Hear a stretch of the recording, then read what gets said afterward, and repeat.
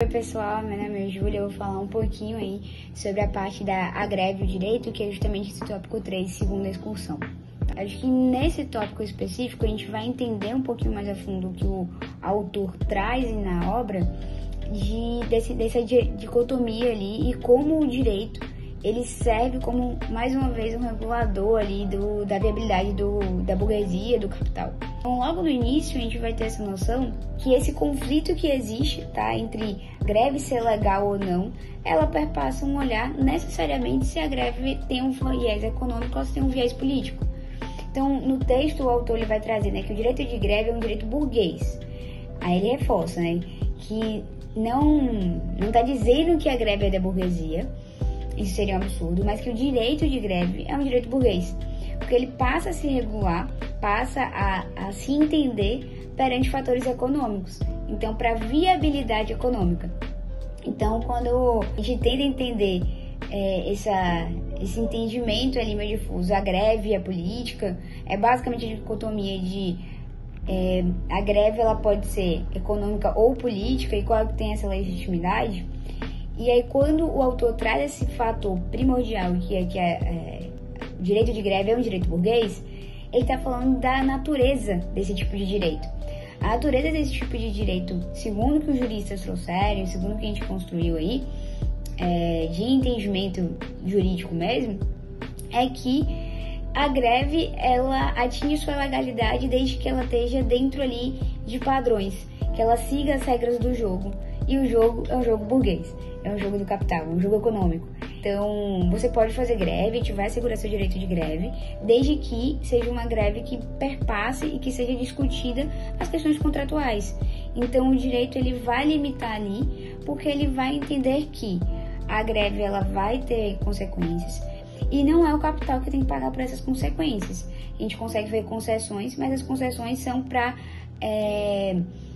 domesticar, digamos assim, para amenizar os reflexos, e elas necessariamente precisam ser refletidas dentro da relação contratual. Então, essa natureza jurídica, que seria essa natureza burguesa do direito de greve, ela vem muito muito nessa linha, né, dessa restrição ali, dessa natureza mesmo, viés econômico. E aí, a gente vai entender que existe políticas de entendimento hoje dos juristas que vão limitar essa compreensão, porque ele vai dividir, né, o que é um direito, o que seria um direito de greve profissional, o que seria essa greve política. E aí ele traz ali no texto, né, que o homem, né, o trabalhador, o econômico, ao cidadão, a participação política. O resultado é que a burguesia pode afirmar serenamente que a política se detém das portas da fábrica. Então, se vocês querem discutir política, vocês vão discutir enquanto pessoas e indivíduos separados, mas não enquanto uma sociedade, um conjunto de pessoas organizadas pela classe trabalhadora. Então, o direito ele consegue fazer esse desmembramento e ele faz esse afastamento, já que ele legitima o direito de greve restrito a questões contratuais e ele traz teorias para justificar o porquê o direito de greve amplo ele não é válido. Inclusive, os colegas que vão falar adiante vão trazer muito esses 3 pontos principais aí, né, da teoria que o direito se vale para poder justificar isso.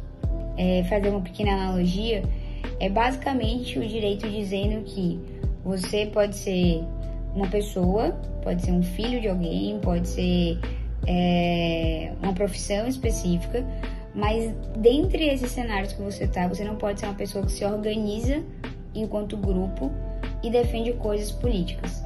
Por exemplo, se a gente está tendo uma série de casos de violência contra a mulher em algum interior, e aí uma classe determinada de trabalhadores resolve parar as operações. Pense em uma fábrica que parou as operações porque está tendo muito caso de violência contra a mulher e eles são contra isso.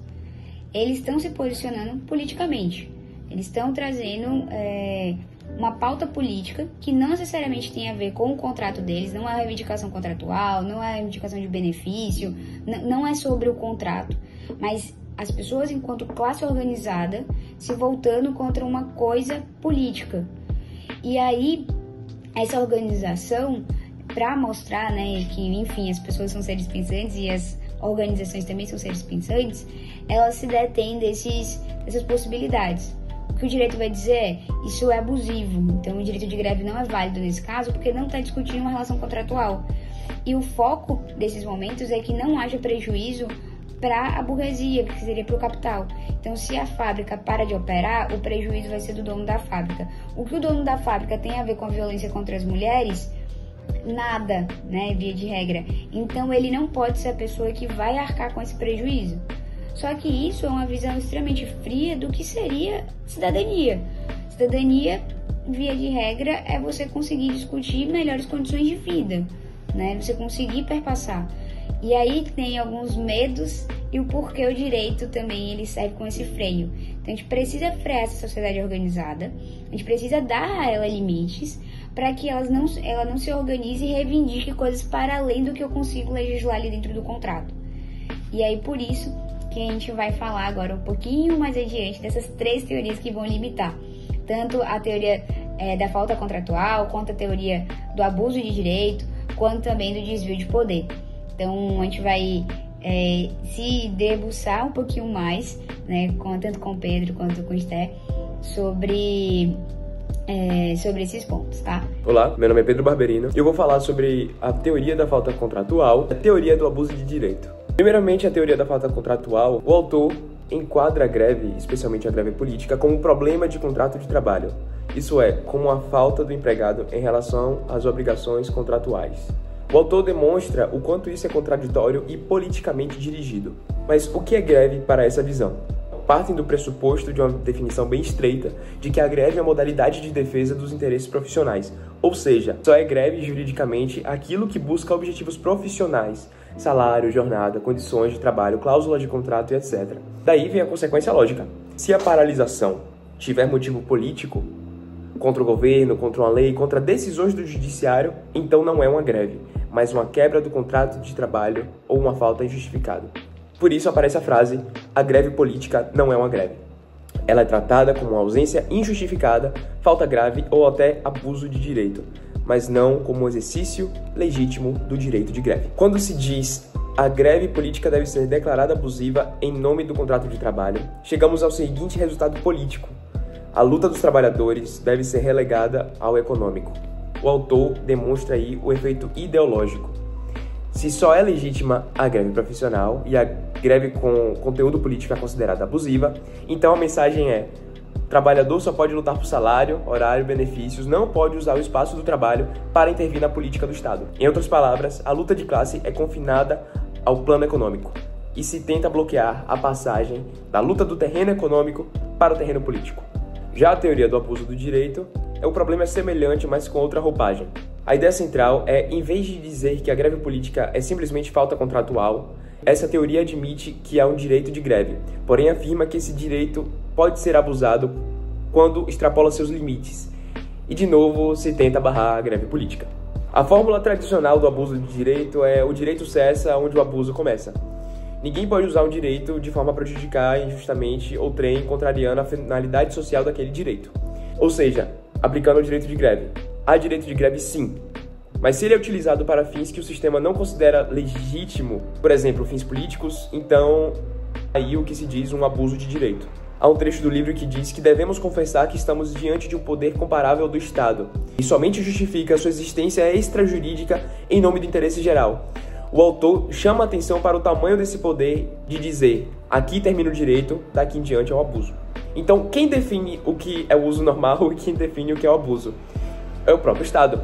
Esses agentes, ao traçarem a linha, exercem um poder político, ainda que apresentado como técnico jurídico. Ou seja, a doutrina do abuso de direito cria uma espécie de poder normativo superior que decide: até aqui você pode lutar, daqui para lá é abuso. Então, o autor até ironiza: a democracia é desenhada como um arranjo harmônico de direitos que convivem tranquilamente.